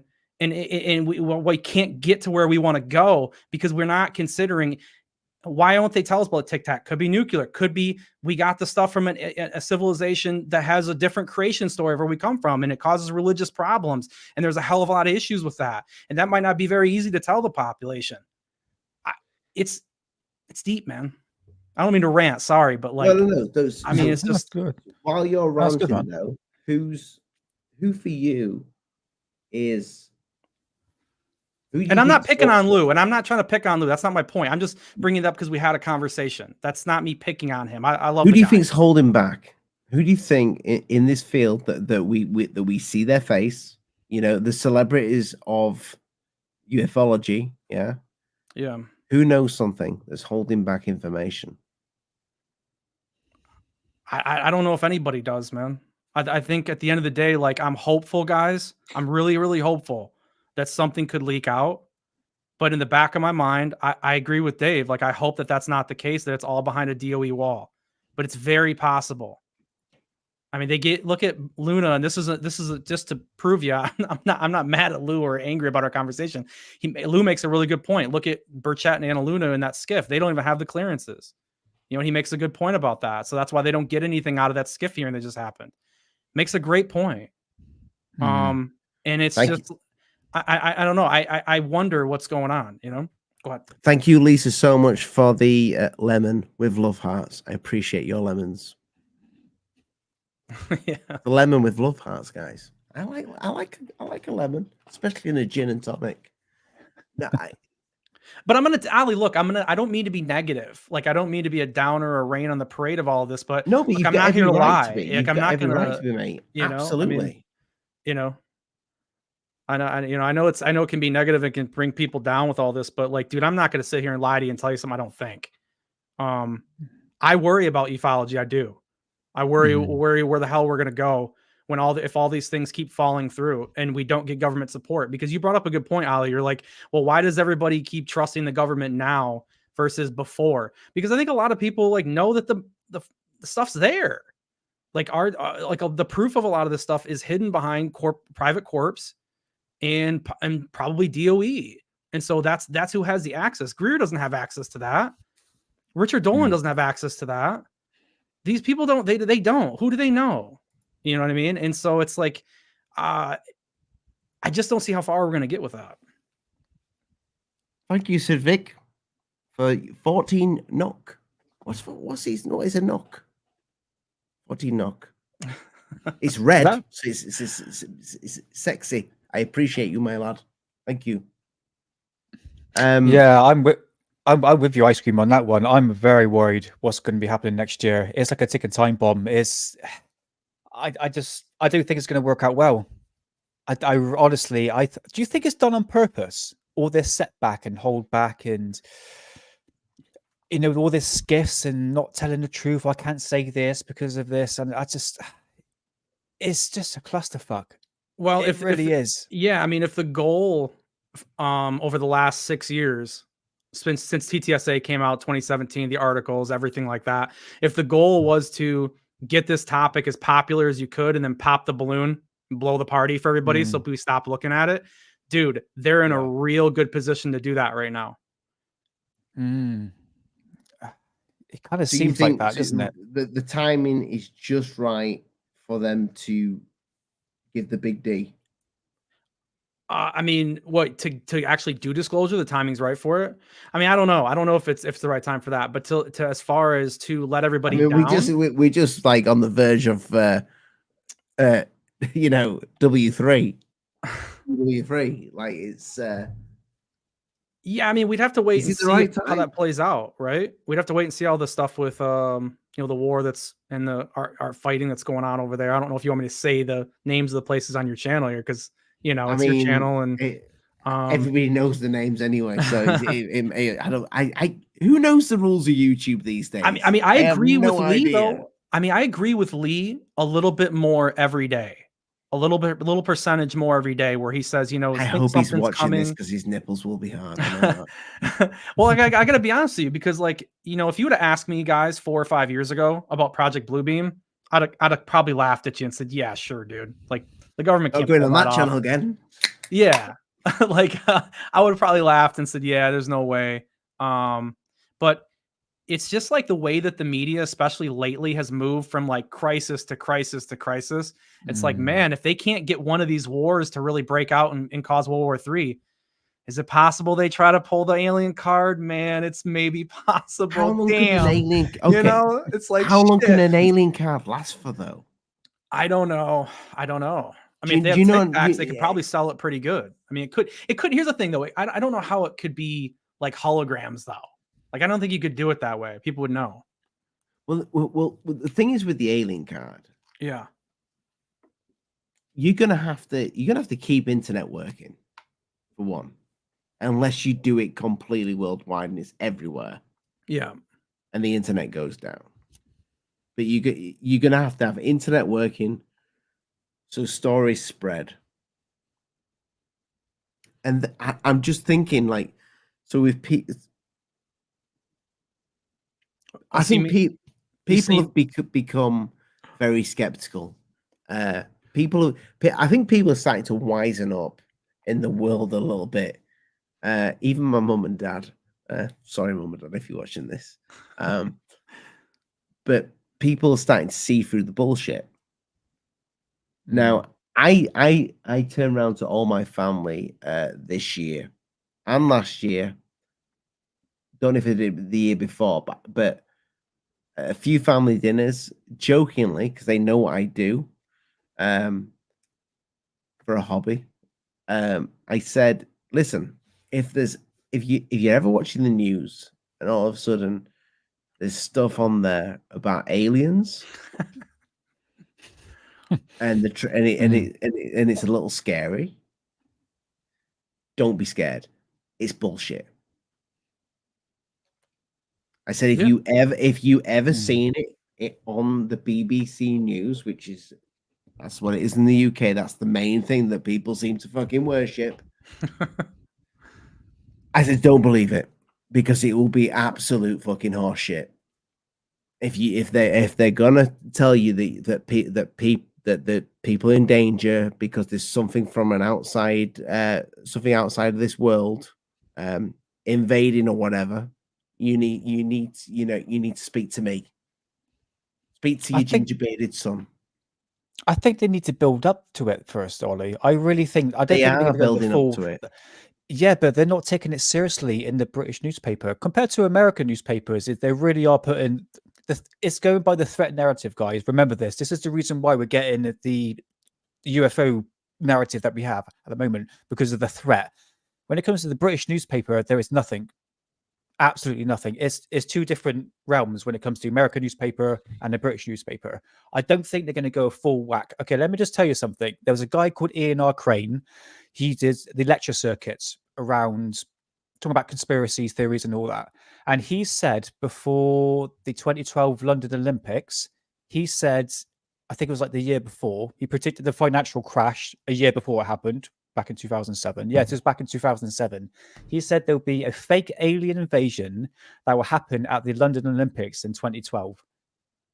He actually said that live, and I heard him say that, and I was like, yeah, I ain't gonna. And you mentioned Project Bluebeam and all this. I don't think it's gonna happen, mate, like that. I think they've got the technology already. They don't need holograms. They've got the technology to, Lee said to make this it look last real. night on the show. He said that I don't think they need. I don't think Bluebeam needs to be a technology as such. Holographic technology. Because I don't know what the military has. Yeah, I don't think so either. I don't think they would need to. A Bluebeam could be just like stories coming out of a small Peru village of people getting the face peeled off. Yeah, but that's so small, Ollie. It's such. It is so on a small scale. but we spread it. We spread the story, and then you might get another one pop up in a small village in India. You might get another one pop up in a small village in Denmark.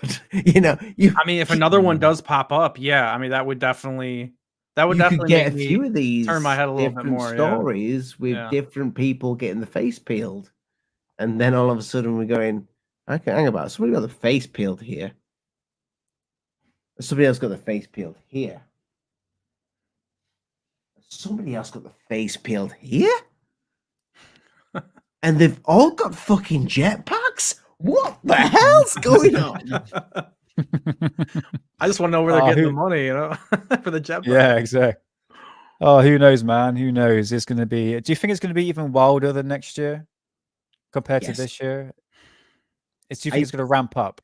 I think next year is going to be fucking like we've got a Rockfin show, people. You can hear what I want to say about next year. I think next year is going to be absolutely jam-packed. Probably not with UFO stuff. I think there's going to be a lot more more serious stuff next year. I don't know where this will come into it, but I think it'll still be there. They need a crisis. I think I'm worried about next year. Well, no, I mean, I think the government stuff, like what we've been seeing, the hearings, all this kind of stuff, this is the stuff that's going to start dying off. I just don't see them getting.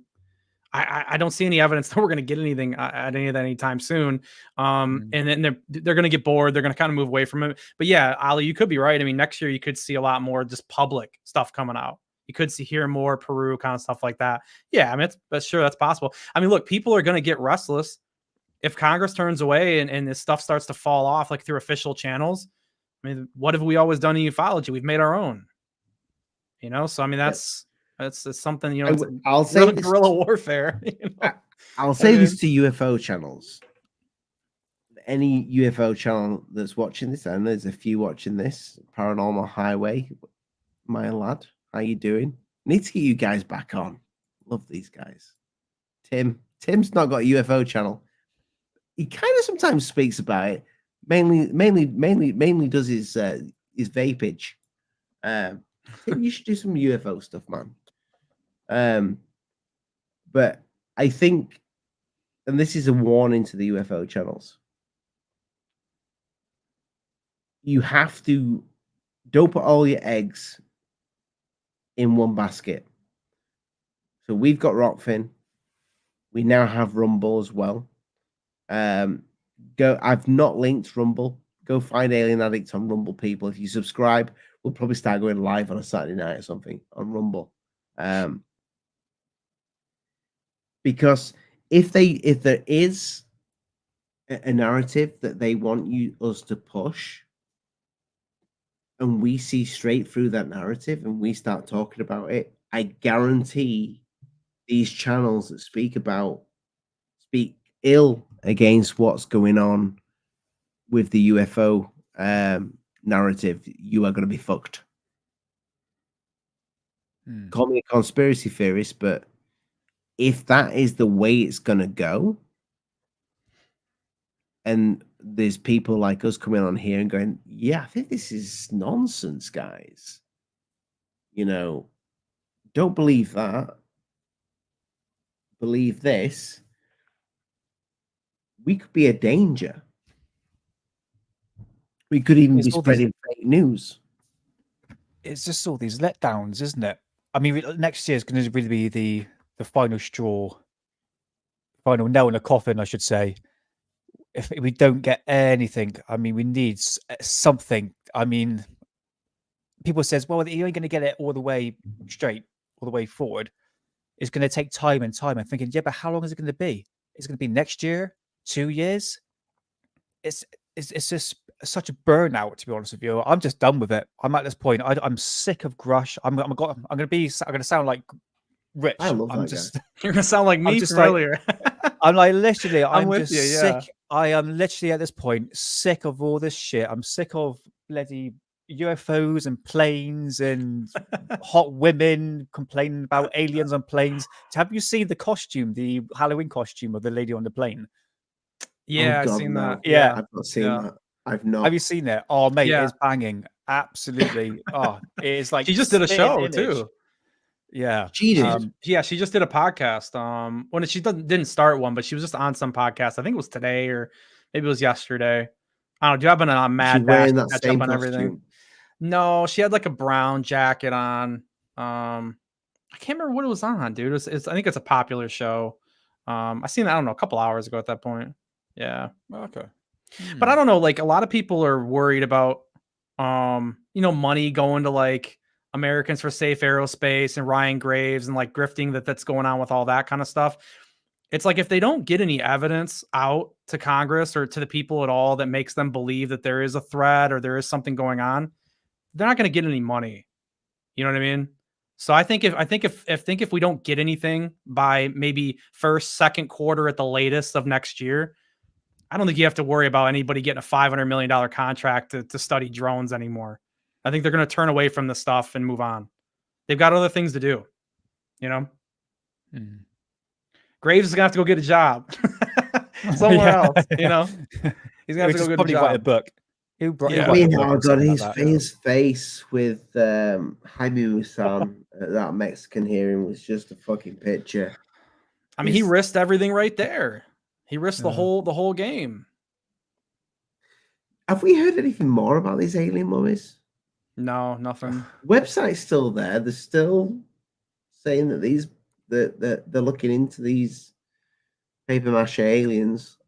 No, Greenwald tweeted with a picture of it saying, you know, what's going on with these guys? We're not hearing anything. No, I mean, I haven't heard anything else. Yeah, the website's still there, but it's gone very quiet. And like, it's like they got a lot of heat, though, right? They did, but I mean, why would there not be still some interest there? There's a lot of rich people out there that are curious.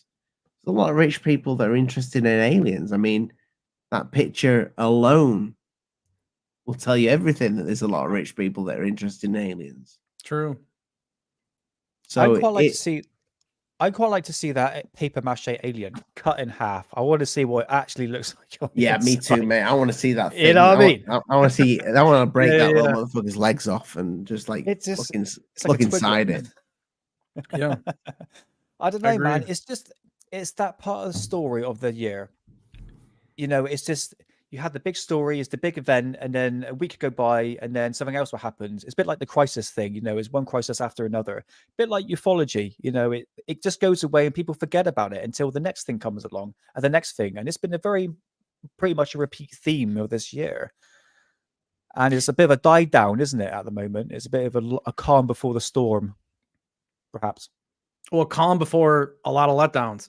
And the reality of it is they could do all this again, you know, 20, 25, 30 years, however you want to put ahead. It's not like it's not possible, but just for the time frame that a lot of these people like Bigelow and Mellon and a lot of these people that want to see this thing come through in their lifetime, it might not. I know. I see Michael Schratt was saying that he's like, you know, we got to know now. You know, I want to know before I die. I want to know before I die. I'm like, man, guys, I'm telling you, this is a big motivation for the push that we're seeing right now.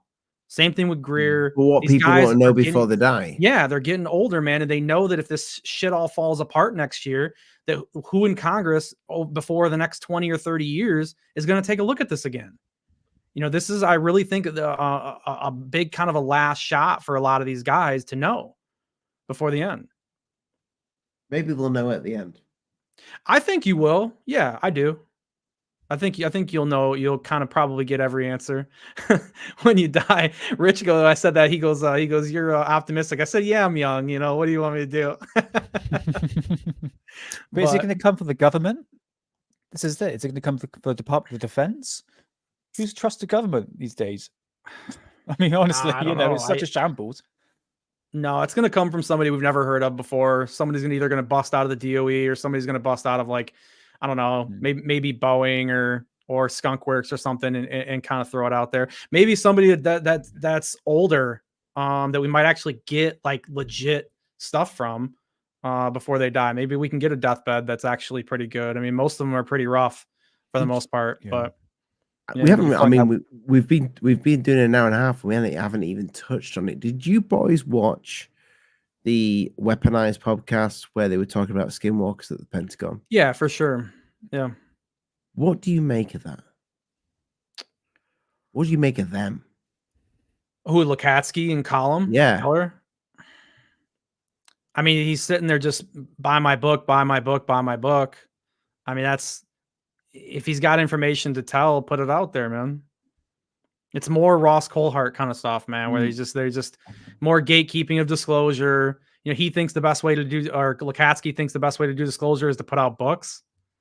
I mean, I don't know. I don't know how possible there really is to do like this drip process any longer, or like a not a drip process, but like getting people like desensitized to aliens. At some point, you're going to have to drop like either the body or the footage, and that's going to either make people go crazy or they're not.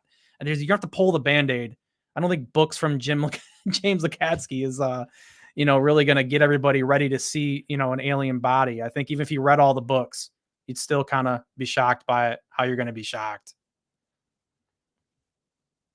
It does seem like.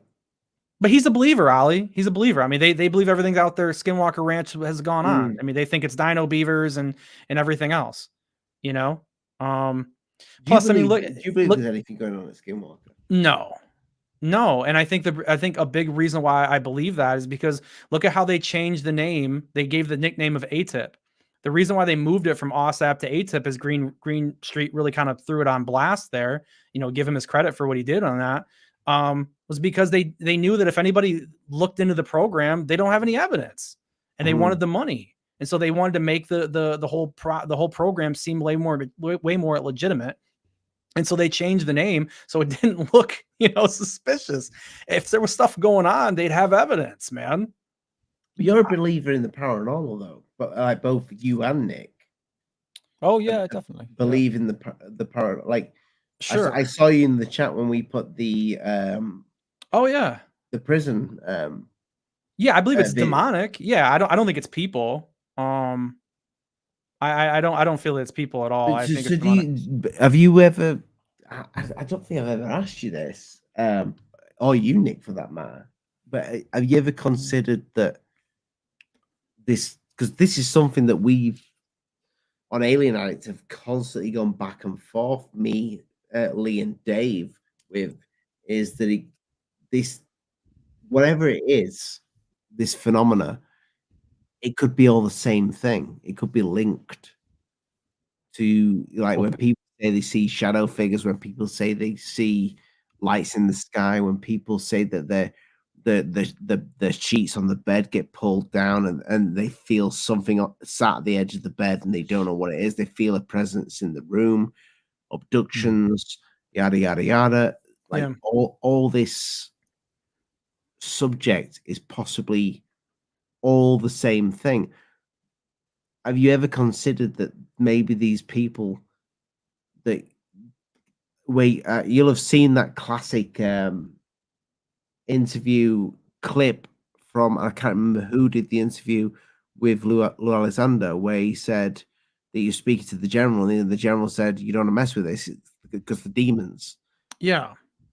Ugh. Yeah, but when I say demonic, I don't mean like what's in the flying saucers. I'm saying like when you reference like ghosts, for me, I don't think the whole phenomena is the same thing. Mainly, and here's the reason why, is because we're on the planet and we're not these things that we know of, right? So there's got to be another planet somewhere that's probably way older than us, a civilization somewhere else that probably could get here, depending on how long everybody's been here and their progression of technology. You could have that.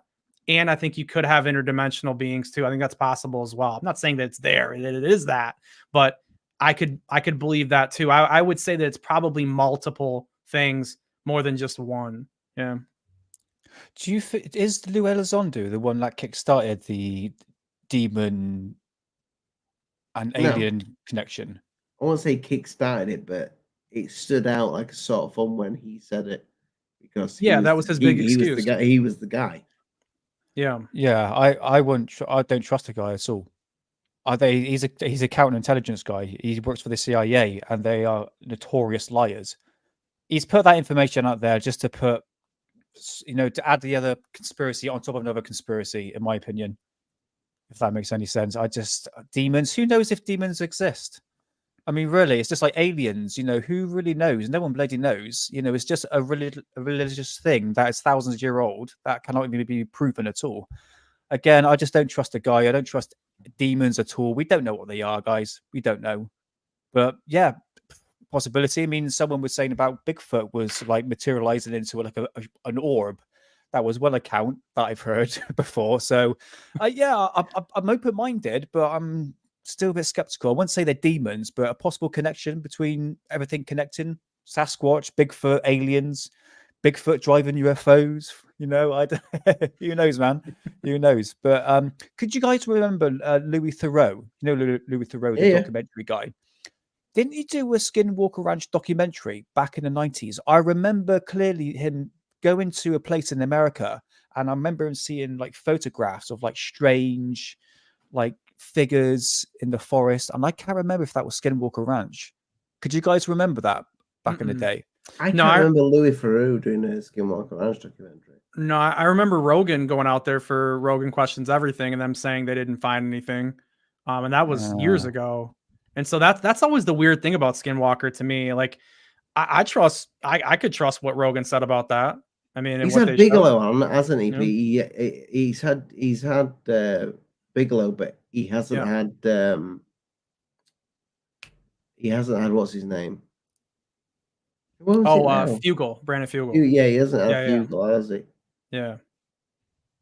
Yeah, but he regretted having Bigelow because I think he was with Bigelow until Bigelow started talking about psychics and stuff like that. And he goes, "Oh God, I wish we wouldn't have started talking about this." It was that moment where I was like, oh, "Okay, he doesn't want to listen to Bigelow anymore." Rogan said that, so I was laughing. But yeah, I mean, the whole psychic thing and all that stuff, that's still. I mean, maybe there's something to it. I don't know. I haven't seen any proof of it to be able to like go on that though. I mean, the only things that I've seen is things like Uri Geller, and in my opinion, he's been proven to be a fake. So I don't know. The whole psychic phenomena thing. That motherfucker can bend spoons. I don't care what anybody says. I've seen him do it. Bend them. You know, Peter Popoff, the guy who he was a pastor of that giant church, and his wife was feeding him all the information in his ear, and he was out there calling out names and addresses and acting like he was speaking to God. Man, those people are like the lowest of the low to me. Like I think if you take advantage of people like religiously like that, dude, that's about as scummy as you can get right there. Yeah, because you can manipulate. Yeah. Very easily. Yeah. Yeah, I think you got pedophiles and people that do that. Those are the worst two people you can probably find on the planet, right next to each other. Yeah. So, boys, we've been going for an hour and 40. We're approaching the 2-hour mark. Ice cream. I'm going to start with you. What you got coming on? What's the show? Tomorrow we got Manny. We got Area 503. You bastard! I've been trying to get Manny back for a while now. Can you put a good word in for me? I miss Manny. Of course, man. Hey, I was surprised that I'm surprised and happy that he said yes, man. I mean, I'm looking forward to watching that. Yeah, it's gonna be cool. So we're gonna go over obviously Who's Lou, kind of like a more of the making. I mean, Can you ask him something? 100%. What do you want me to ask him? I want to ask him if he was scared. That's how. Oh, it's already there, man. Yeah. Okay. Yeah, I was gonna ask him. I guess maybe. Well, maybe I'll tell you after the show because I don't want to spoil it for anybody and give it ahead. But yeah, very cool questions with stuff like that. And then obviously he's been really tuned in to the SEC situation with TTSA.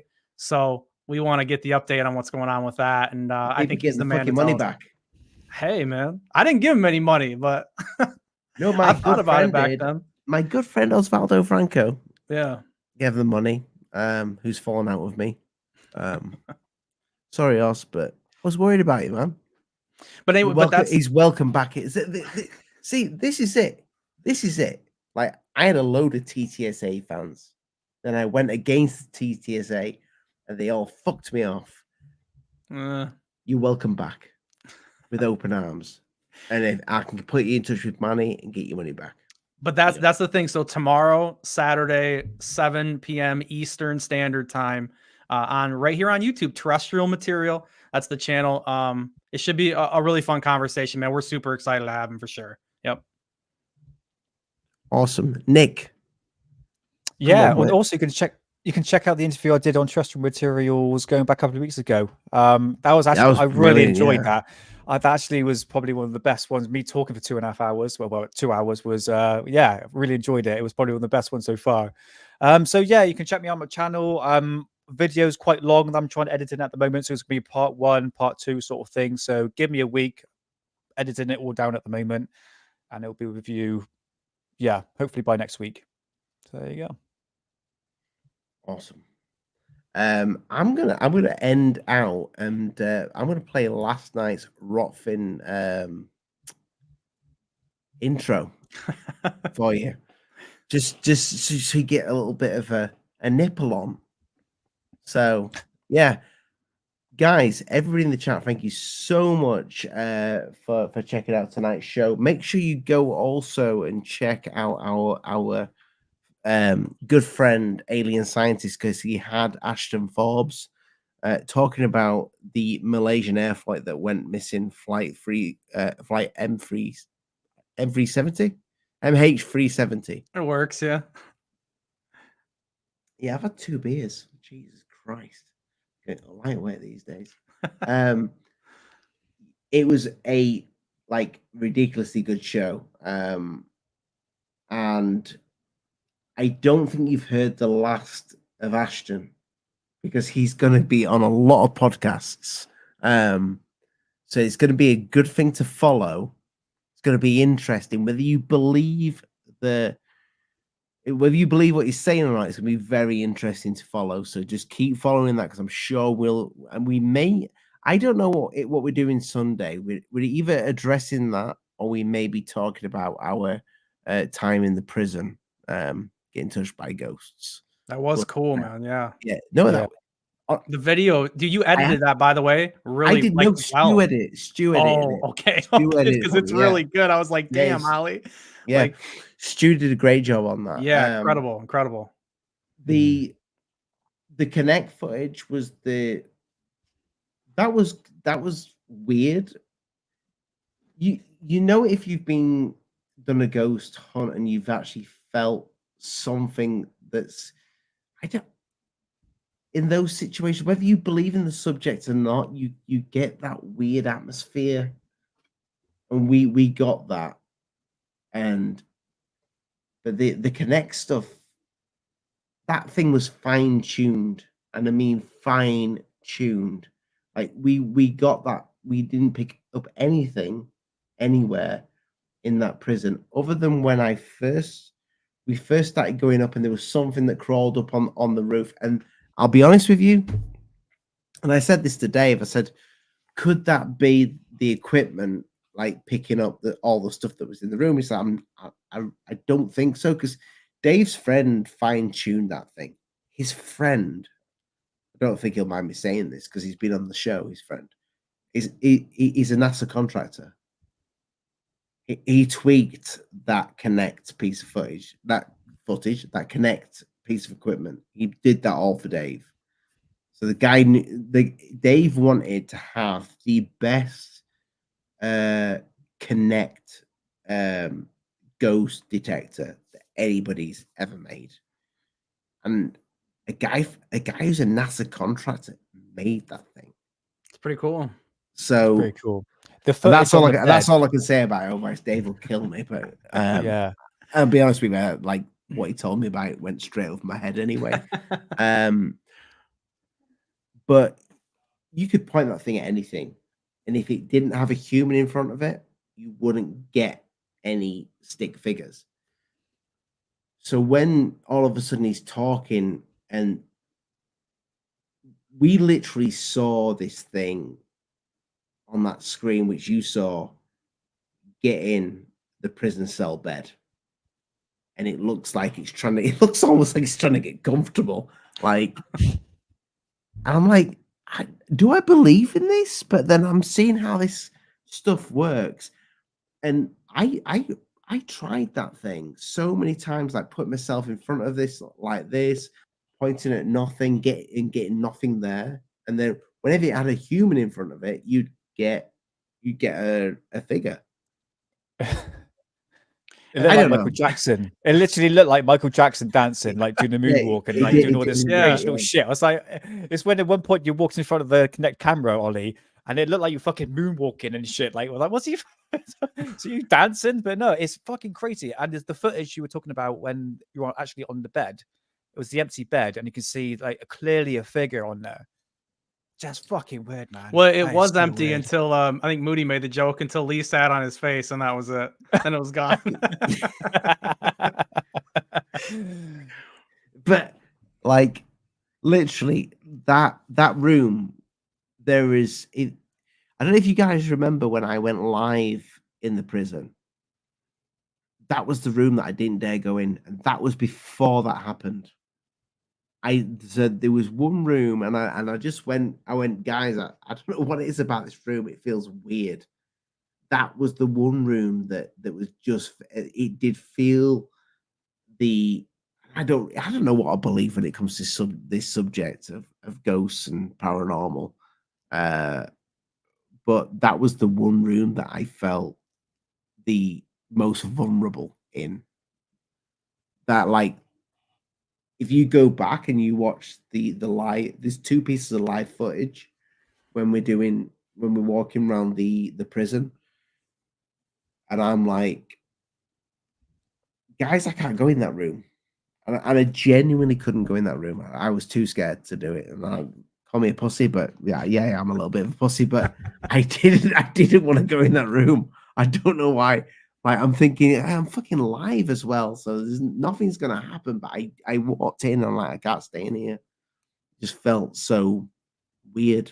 But yeah, I appreciate all you guys putting up with all our weirdness, which is aliens, ghosts, goblins, Dino beavers, flat earthers. We've got it all on this channel. You know, this is Alien Addict, anything goes. Make sure you check out all the links in the description for these boys. If you want to support the channel, you can become a patron. Every now and again, I put a picture on there of my nipple, the left one, which is the best one.